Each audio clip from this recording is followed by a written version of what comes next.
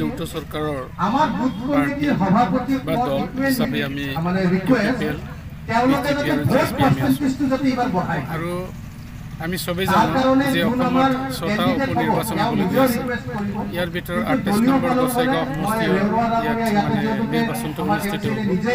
গতিকে নিৰ্বাচন যিহেতুকে ডিক্লেয়াৰ নকৰাকৈ অতি চমুকৈ চাপি আহিছে, ইয়াক লক্ষ্য কৰি পেলাই আমি আমাৰ বুথ লেভেলৰ পৰা আৰম্ভ কৰি ইয়াৰ প্ৰাইমেৰী আছে, শক্তি আছে, ইয়াত আমাৰ ব্লক আছে, এইবিলাক লৈ পেলাই আমি আলোচনা কৰিছোঁ যে আগন্তুক নিৰ্বাচনত যাতে আমি এটা ভোট ৰাইজৰ পৰা পাবলৈ সক্ষম বা ৰাইজে যাতে আমাক সোৱাদি যায়।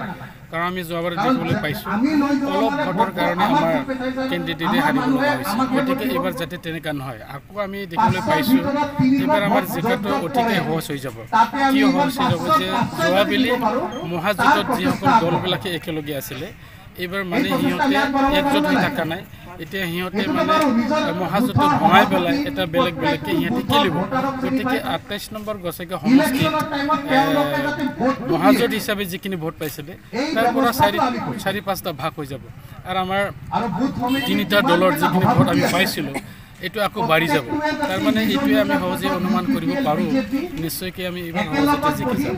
কিন্তু ইলেকশ্যন বুলি আমি লোৱা নাই, তথাপিওতো আমি কাম কৰিম, হাৰ্ড ৱাৰ্ক কৰিম আৰু আমাৰ চৰকাৰৰ আঁচনিসমূহক ৰাইজক অৱগত কৰাবৰ কাৰণে বা দিবৰ কাৰণে চেষ্টা চলাই আছোঁ।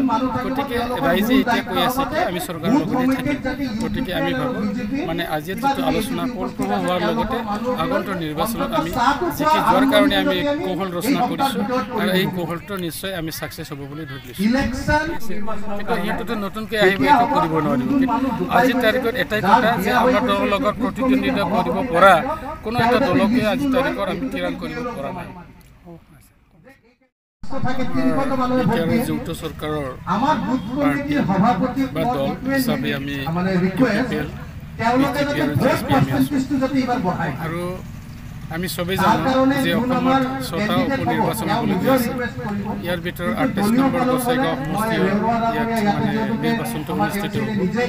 গতিকে নিৰ্বাচন যিহেতুকে ডিক্লেয়াৰ নকৰাকৈ অতি চমুকৈ চাপি আহিছে, ইয়াক লক্ষ্য কৰি পেলাই আমি আমাৰ বুথ লেভেলৰ পৰা আৰম্ভ কৰি ইয়াৰ প্ৰাইমেৰী আছে, শক্তি আছে, ইয়াত আমাৰ ব্লক আছে, এইবিলাক লৈ পেলাই আমি আলোচনা কৰিছোঁ যে আগন্তুক নিৰ্বাচনত যাতে আমি এটা ভোট ৰাইজৰ পৰা পাবলৈ সক্ষম বা ৰাইজে যাতে আমাক সোৱাদি যায়।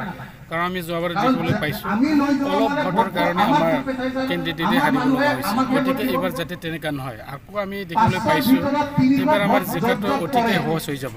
কিয় সহজ হৈ যাব যে যোৱাবেলি মহাজোঁটত যিসকল দলবিলাকে একেলগে আছিলে, এইবাৰ সিহঁতে একজোট হৈ থকা নাই। এতিয়া সিহঁতে মহাজোঁটত ভঙাই পেলাই এটা বেলেগ বেলেগকৈ সিহঁতে খেলিব।